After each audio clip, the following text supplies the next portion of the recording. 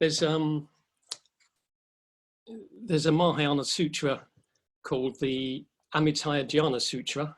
Some of you may be familiar with it, which begins by telling the story of the king Bimbisara and his queen Vaidehi and their son Prince Ajatasattu.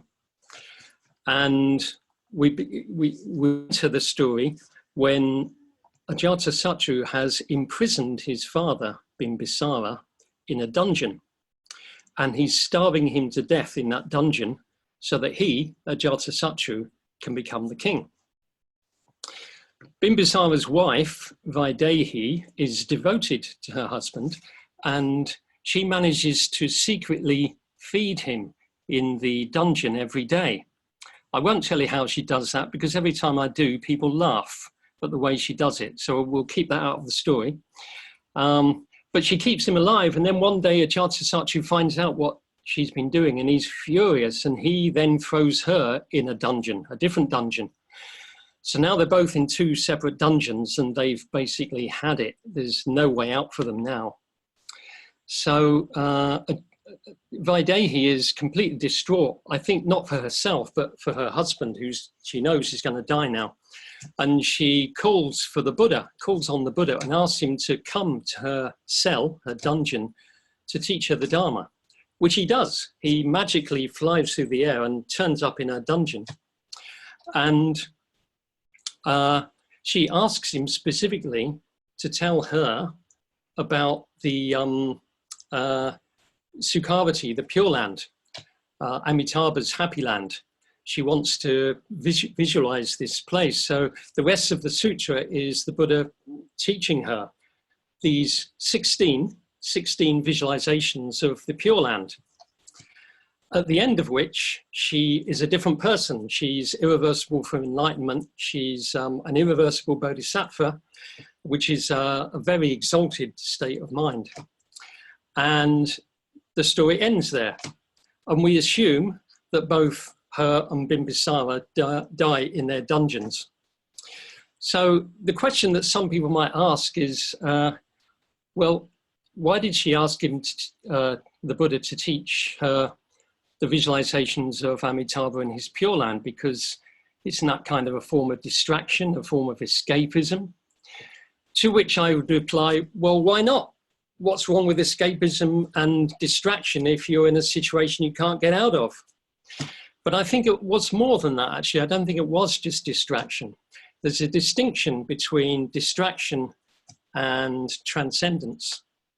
And the distinction is that when you distract yourself, at the end of that distraction, you come back to exactly the same place you were before. So you never actually get out of it. You can distract yourself for a little while, but then you come back to the same situation. Transcendence means that when you transcended a situation, you may still be in that situation, but in a sense, you transcended it as well. In a sense, you're not in that situation anymore. So with distraction, you come back as the same person. With transcendence, you come back as a different person who holds that situation in a very different way. And I would say that that's what Vaidehi did. And the reason I'm beginning this talk with that story is because in a way, we're in a similar position. She was in a very enforced self-isolation situation, as was her husband, Bimbisara. What could they do? They just had to sit it out until they died, presumably. And many of us are in a similar situation. I'm in a situation of self-isolation myself, rather enjoying it, I must say. But and many of you will be in a position of self-isolation. You may be enjoying it, you may not. And I didn't want this series of talks to be about the coronavirus and how to deal with it and so on. I didn't want to do that. I wanted to talk about the Dharma. I wanted to talk about something else. Not to distract you, but to try and help you transcend the situation, because we can't do anything about the situation. We can't change it at the moment. So we're in that situation, we have to deal with it. And the best way to deal with it is to become different people, to transcend the situation so that we view it and we experience it quite differently. And I'm going to give a series of 8 talks, and it's called Dharma, Wondrous, Strange. And the reason I'm going to give this series of 8 is because I was giving a short talk to camera a few weeks ago about one of Sangharakshita's lectures called A Taste of Freedom. And Sangharakshita, the starting point for that lecture is the Buddha's teaching on the 8 strange and wonderful things about the Dharma. But he only talked about one of those strange and wonderful things, which is freedom. And so when I was giving this talk to camera, I said he could have easily given a series of 8 talks on this one thing, or these 8 strange and wonderful things, but he didn't. And I said, well, maybe I'll do that one day. And then the coronavirus came along, and then I was self-isolating, and I thought, well, now's the time to do it. Why not do it now? So this is a series of 8 talks on the 8 strange and wonderful things, although I'm going to talk about 7 of them because Sangharakshita has already done one of them. So this is a talk, a series on the 7 remaining strange and wonderful things. I'm getting distracted by a picture here. But where was I? Strange and wonderful things. But this evening, I'm not even going to start talking about any one of the strange and wonderful things. I'm going to start off with the strange and wonderful bit. So what the Buddha says is there are 8 strange and wonderful things about the ocean. And he tells people what those 8 strange and wonderful things are.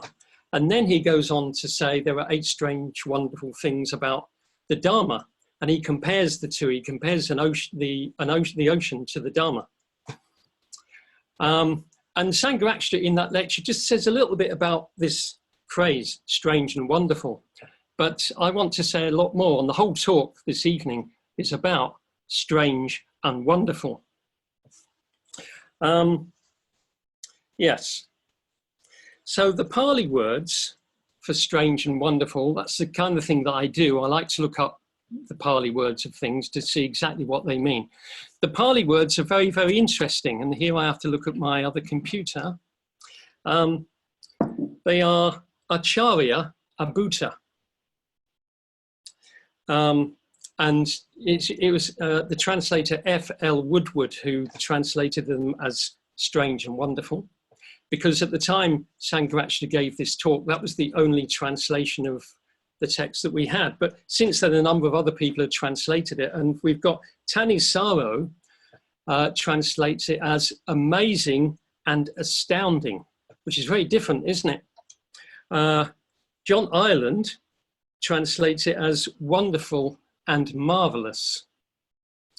And Ananda Jyoti, same thing, wonderful and marvelous. So how do they get such different translations? Well, according to the Pali English Dictionary, Acharya means wonderful, surprising, strange, marvelous. Especially in exclamations such as, how wonderful, what a marvel. And then it's frequently combined with this word abhuta, which when you put them together, Acharya Abhuta, you get how wonderful and strange, marvelous, beyond comprehension. So Abhuta means terrifying, astonishing, strange, exceptional, puzzling, extraordinary, marvelous, supernormal. And it's described as a term of surprise and consternation. Something that is not. It's an interesting phrase, isn't it? Something that is not, or has not been before. And there's this lovely little phrase, Acharyan bo abhutan bo, which means wonderful indeed and wonderful indeed and beyond comprehension, strange and stupefying. And bo, B-H-O, is a familiar term of address like sir, friend, you, my dear, hardly any of which we say these days, but you could say dude, you could say guy, you could say mate, So Acharyambo Abutanbo, you could say strange and weird, mate, something like that, or dude, whatever. So Acharya Abhuta Dhamma means mysterious phenomenon, something wonderful, supernormal.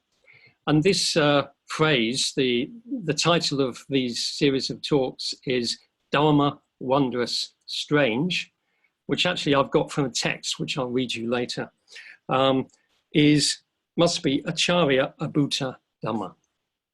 So that's where all that comes from.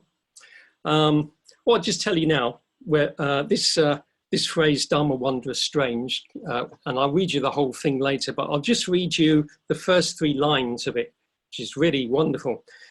It's a Tibetan text, and it begins with A Ma O. So A Ma O means it's a kind of exclamation of surprise or wonder. A Ma O. You can just imagine somebody go, A Ma O. Dharma, Wondrous, Strange. Profoundest mystery of the perfect ones. So that's the phrase, strange and wonderful, Acharya Abhuta. And some time ago, probably 2 or 3 years ago, I'm not sure how long ago, I began to miss or feel the lack of a sense of wonder in Buddhist texts. It's funny, whenever I criticize Buddhism for anything, which is a bit of a criticism, I think, if I say it's lacking wonder, my Buddhist friends always leap to the Dharma's defense, and they try to say, oh no, there's lots of wonder in it, really, there's the Mahayana Sutras and so on. But myself, I would like a lot more wonder in Buddhist text. For instance, in the Abhidharma is not by the Buddha, it's later, probably monks, maybe 50, 100 years later, they categorized all the Buddhist teachings. And so one of the things they categorized was mental states. They came up with loads and loads of mental states. And in the Sarvastivada Abhidharma, there are 10 positive mental states, and wonder isn't one of them. And in the Mahayana Abhidharma, there are 11 positive mental states, and again, wonder is not one of them. And in Theravada, much to my surprise, there are 25 what they call beautiful mental states, which is really fantastic, isn't it? And usually I'm very critical of the Theravada, but in this sense, I think they've really done well. 25 beautiful mental states, but unfortunately, wonder is not one of them. So I kind of miss the sense of wonder in Buddhist texts. And this is a talk, I want to try and get some balance. I want to try to introduce wonder as a desirable state for us as Buddhists, something it's really worth having and experiencing. So what is a sense of wonder? Now I'm going to quote, and it might be this book.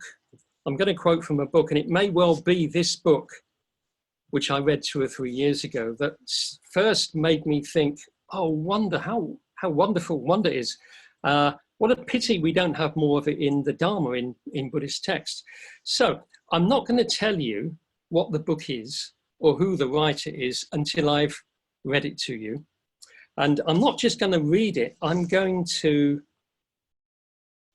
comment on it as we go. I'm going to do a kind of commentary on it as we go. So he starts off by saying that according to both Plato and Aristotle, philosophy begins with a sense of wonder. And then he says, and I'm quoting here, one might go further and say that the beginning of all serious thought begins in a moment of unsettling or delighted surprise. Not, that is, a simple twinge of curiosity or bafflement regarding some fact out there, not yet in one's possession. And here we go. Here's the really good bit, I think, or one of the many good bits. It is the sudden awareness that no mere fact can possibly be an adequate explanation of the mystery in which one finds oneself immersed at every moment. I'm going to say that again.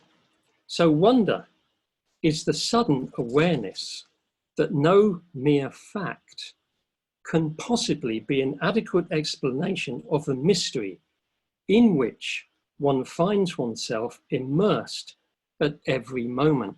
What he's saying there is we are actually immersed in a mystery at every moment. Life is a mystery, the world is a mystery, existence is deeply mysterious. He goes on to say, it is the astonishing recollection of something one has forgotten only because it is always present.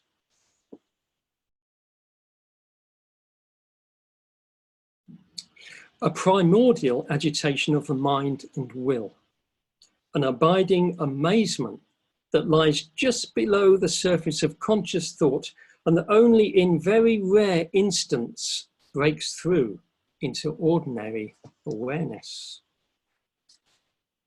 He goes on to talk about how children have this. We know that, don't we? Children have this great sense of wonder. I used to watch my daughter when she was 3, 4, 5, and her eyes were wide open, looking at everything. Everything was wonderful to her. And as we grow up, we kind of lose it.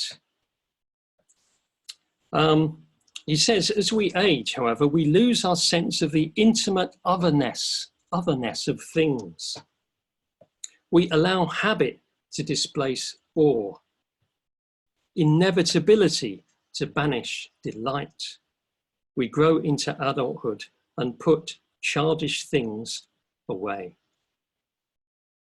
So this is a situation many of us in. Thereafter, there are only fleeting instants scattered throughout our lives when all at once our defences momentarily relaxed. We find ourselves brought to a pause by a sudden, unanticipated sense of the utter uncanniness of everything familiar. How odd it is and how unfathomable that anything at all exists. Do you get that? How odd it is and how unfathomable that anything at all exists. Anything. How disconcerting that the world and one's consciousness are simply there, joined in a single ineffable event. Goes on to say, as long as the experience lasts, it has a certain quality of mystifying happiness about it. Mystifying happiness. The exhilarating feeling that one is at the border of some tremendous and beautiful discovery. You're probably, as I'm reading this, you're probably seeing how it relates so well to the Dharma, although we don't talk about it very much. I'm going to just say that bit again. Has a certain quality of mystifying happiness about it. The exhilarating feeling that one is at the border of some tremendous and beautiful discovery. One realizes that everything about the world that seems so unexceptional and drearily predictable is in fact charged with an immense and imponderable mystery. Amazing stuff. What a great writer, what a great imagination. So now I have to tell you who the writer is and what the book is. So the book is called The Experience of God. Shock horror, The Experience of God. And it's by one of my favorite Christian writers, and I've got a number of favorite Christian writers. Perhaps this man is my favorite, David Bentley Hart.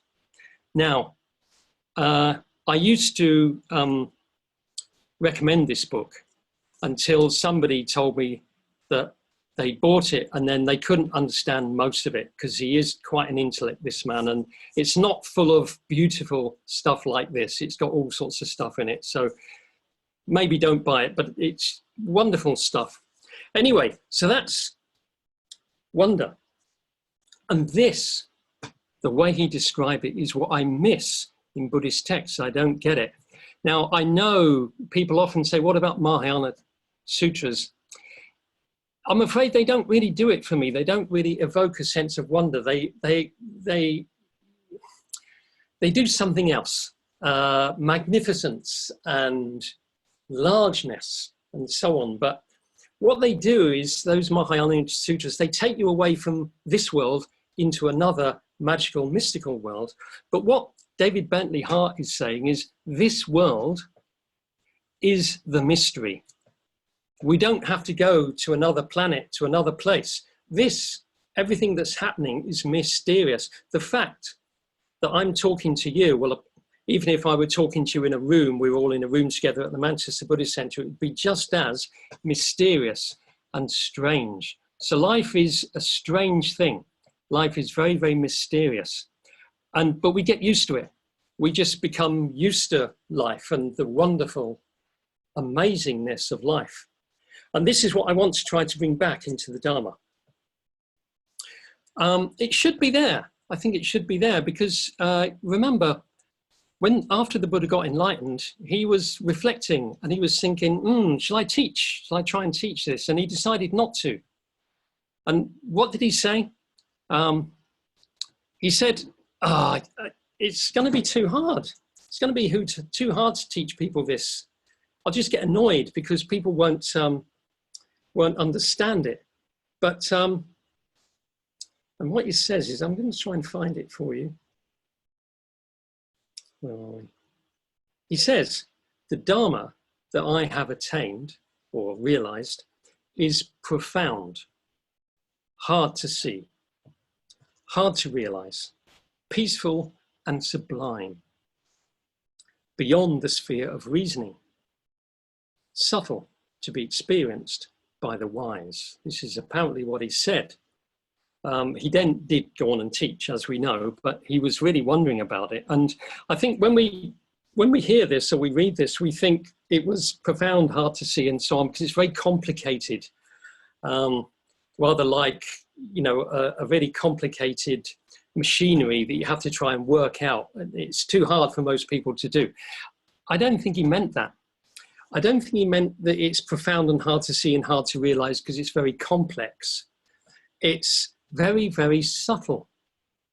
The word profound here, sometimes translators have deep instead. The word is gambhira. Gambhira. I love that word, gambhira.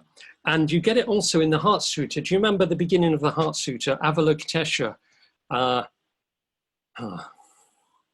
I can't remember it myself now. When he meditated deeply, yeah? When he meditated, the Bodhisattva of compassion, when he meditated deeply. Well, Konza's translation is a bit different. He says, Avalokita, the Holy Lord in compassion, was moving in the deep course of the wisdom which has gone beyond, which is quite different, isn't it? Moving in the deep course of the wisdom which has gone beyond. Very, very mysterious. The Dharma is very mysterious. And of course, people can understand when you talk about ethics and when you talk about how to meditate, the mindfulness of breathing and so on, and friendship. It's no great mystery there. But where the mystery, where the profundity comes in is the goal of Buddhism, which is impossible to understand. Not because it's complicated, but because it's so other, it's so different, radically different than our current experience. I was talking to my friend Sagamati a year or two ago, and I wanted to talk to him about some sections of the Udana. There's a couple of sections of the Udana which are very mysterious and strange. I'll just read one of them to you, or part of one of them. There is that base where there is no earth, no water, no fire, no air, no infinity of space, no base consisting of the infinity of consciousness. Goes on like this for a while, then he says there is neither this world nor another world nor both, neither sun nor moon. There is no coming, no going, no staying, no deceasing, no uprising, not fixed, not movable. It has no support. Just this is the end of suffering. What does that mean? I mean, what on earth can you make of that? It's just, I mean, in a way, it's logically senseless. And there's another one. There is a not born, a not brought to being, a not made, a not conditioned, and so on. So I phoned up Sagamati to talk that over with him, because I know he's done a he's a scholar, Pali scholar, and he's done a very close reading of those two sections. So I just wanted to ask him about it. And he said something which really surprised me. By the way, his name means ocean mind, which is a nice connection with the Dharma is like the ocean. Ocean mind said to me, you know what I think? I think that his enlightenment is simply a state of wonder. This is Sagamati, so anybody who knows him, you might be a bit surprised, but I was surprised. But enlightenment is a state of wonder. Now, what an amazing idea that is. Enlightenment is a complete, almost as if the Buddha is always in a state of wonder. And it's quite interesting that, because we often think of enlightenment or insight experience as being knowledge. You get to know something, you understand condition co-production, you really understand insubstantiality and so on. But perhaps that's just a way of speaking. Perhaps when you gain insight, what happens is your sense of wonder opens up. And when you're enlightened, your sense of wonder is constant. You're constantly in a sense of wonder. So we need to sort of look a bit more closely at what that sense of wonder is. But just imagine that. Can we just think of that for a little while as the spiritual life being to do with a sense of wonder? And how many of you have heard of the great Canadian pianist, Glenn Gould? You can't answer that because you're all on mute. But let me just see if I can find, oh yes. Glenn Gould, he did a recording of Bach's, what was it? The Goldberg Variations. And he put it out as an LP and he called it A Sense of Wonder. And there's a wonderful quote here. I'm sorry, I keep saying wonderful. I should stop using that word. There's a great quote here from him. And he says, the purpose of art is not the release of a momentary injection of adrenaline, but is rather the gradual, lifelong construction of a state of wonder and serenity. I'll just read that to you again. The purpose of art is not the release of a momentary ejection of adrenaline, but is rather the gradual, lifelong construction of a state of wonder and serenity. So I'm now going to do a kind of paraphrase for Buddhism, which is the purpose of the spiritual life is not the release of a momentary happiness or wisdom, but is the lifelong cultivation or evocation of a state of wonder and serenity.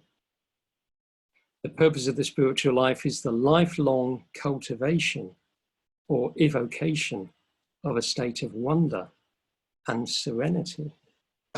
Just imagine if that's how we conceived of our spiritual lives. We're trying to open our mind to the mystery, the profound mystery of life.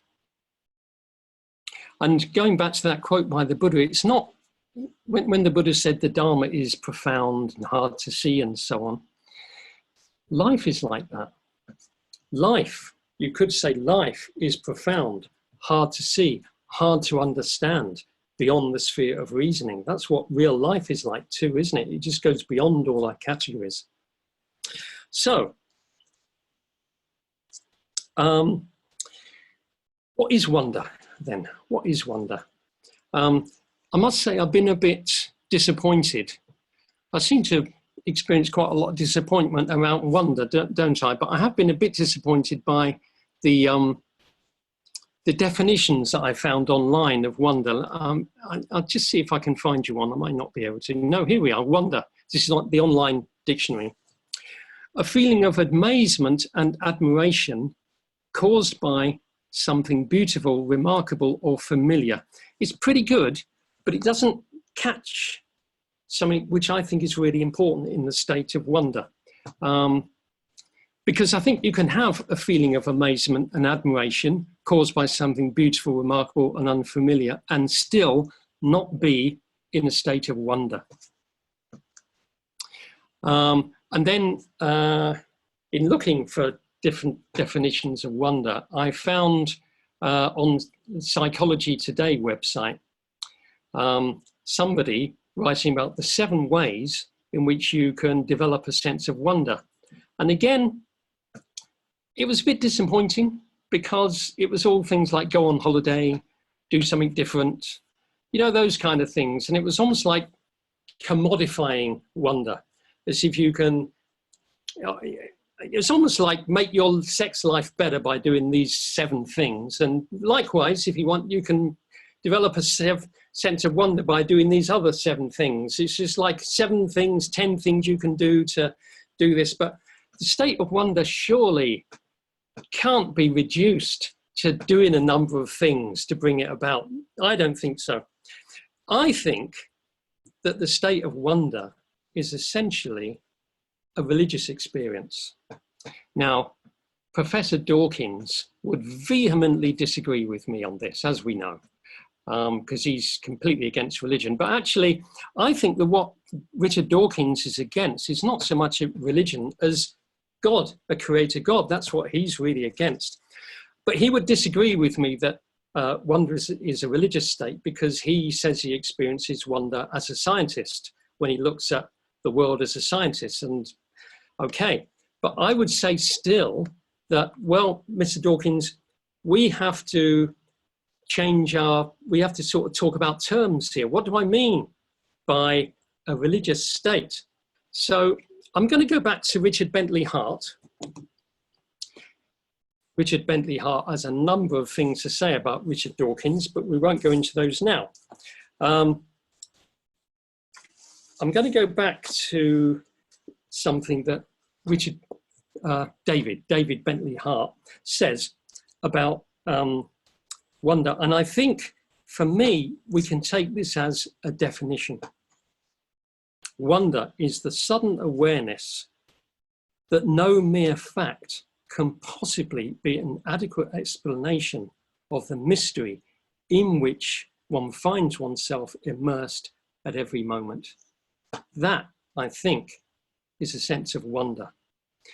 That, at least, is the sense that I get, that I find lacking, missing in Buddhist texts, and probably Buddhist teachings generally.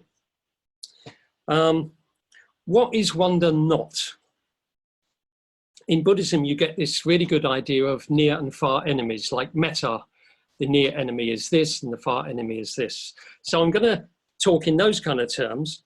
What's the far enemy of wonder? The opposite of wonder: boredom, indifference, a sense of jadedness, and especially a sense of been there, done that. That's the opposite of wonder.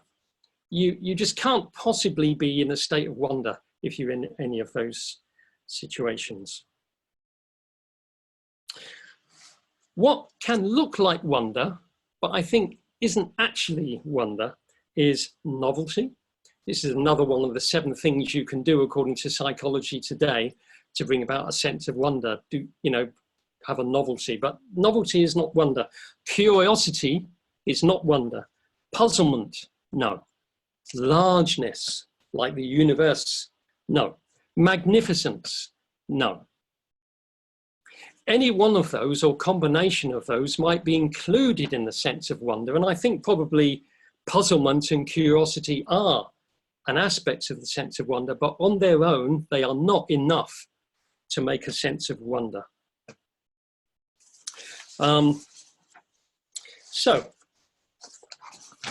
getting towards the end of the talk now, does wonder have a place in Buddhism? Well, you know the answer from my point of view. Yes, it should have more of a place than it actually has, I think.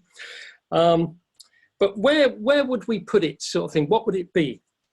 Well, I've already talked about the idea, Sagamati's idea, that enlightenment is a state of constant wonder. So you could say insight is a state of wonder, and therefore faith is a state of wonder, because faith is the precursor to insight. You could say, I think, that faith is the openness to the state of wonder, when you're open to it. Just talking about, no, I'll just say one more thing. Finally, I think mindfulness. What's mindfulness? Well, mindfulness is being aware, isn't it? And when you practice mindfulness, you begin to realize that things are not as they seem. And you begin to realize that every moment is different from previous moments. So even though you might go back to a similar situation, a meeting, in a council meeting, let's say, or a class that you go to, or the work that you go to, or the family you come home to. And it's kind of the same every time, but at the same time, it's not the same. And with mindfulness, you notice that things are never the same. Each time you go into a situation which seems the same, it's actually not the same. So mindfulness, I think, can help you into a state of wonder. So any of those things. So mindfulness, insight, faith, I think, are allied with the sense of wonder. And I've often talked about the Buddha when he gives his graduated discourse, and he gets his listener into what's called the kala chitta, which is, kala means ready or prepared, and chitta is mind or heart. So the kala chitta is the mind prepared for insights. Now, I'm not going to go into that now because I've done that many other times, and some of you have heard me talk about that before. But I think it's a really important thing that the Buddha does. He gets them into that kala chitta, and you could say that he opens up a sense of wonder for them, so that when he teaches the Dharma to them, it's really wonderful, well, strange and wonderful. So, is there anything we can do to evoke a sense of wonder? Well, I've been thinking about that these last few days, and now that I am in self-isolation and the weather has been so beautiful, I've been going for a long walk every day to Peel Park. It means going through a park, then walking along the River Irwell for a while, and then coming to a meadow. You walk through a meadow, and the river goes around that meadow. It sort of curves around the meadow, and then there's a bridge. You go over the bridge into Peel Park, which is a lovely park with lots of flowers and trees and beautiful. And there aren't many people around at the moment, just a few. And everyone says hello. It's a really, I've even had a chat with a man yesterday, 6 feet apart we were.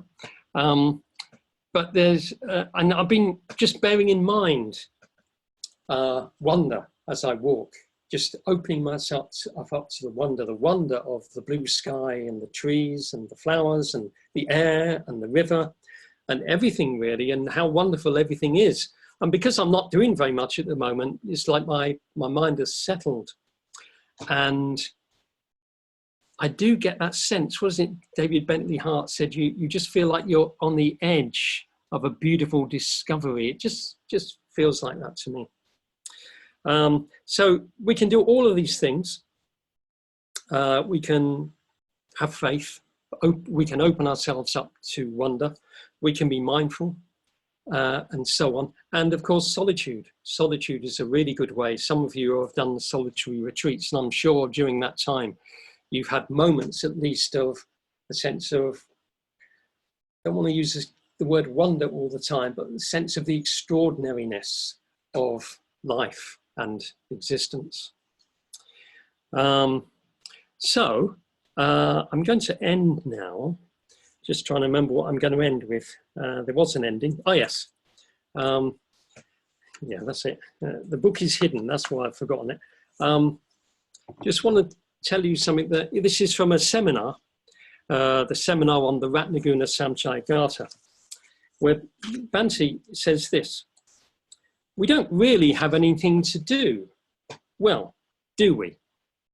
Most of the time, we could just be sitting back, as it were, and enjoying the universe. That's our major occupation. That's our major occupation. That's our real work. Not to work. This is really good for, you know, the current situation, isn't it? Because some of you are probably still working, but many of us are unable to work. Well, I don't work anyway because I'm retired, so I've been in self-isolation for quite a long time, but that's our major occupation, enjoying the universe. That's our real work, not to work.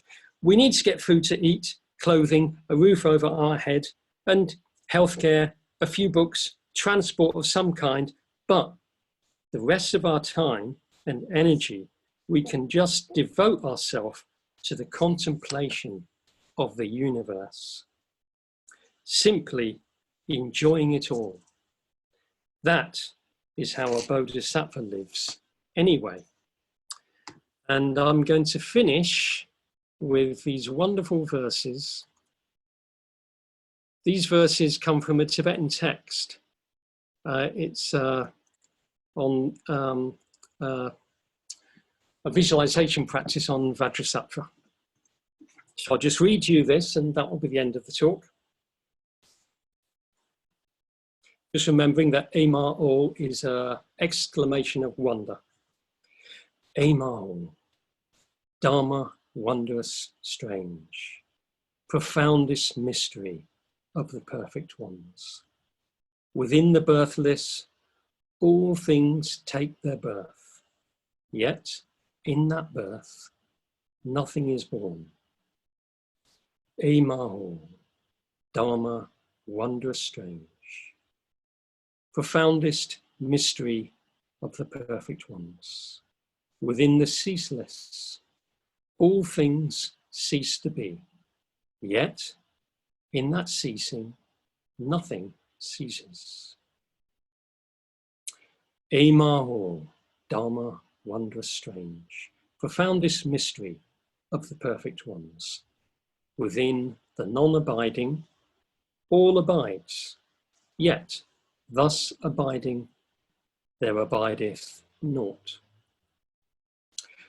Ema-o, Dharma, wondrous, strange, profoundest mystery of the perfect ones. In non-perception, everything is perceived, yet this perceiving is quite perceptionless. Ema-o, Dharma, wondrous, strange, profoundest mystery of the perfect ones. In the unmoving, all things come and go, yet in that movement, nothing ever moves.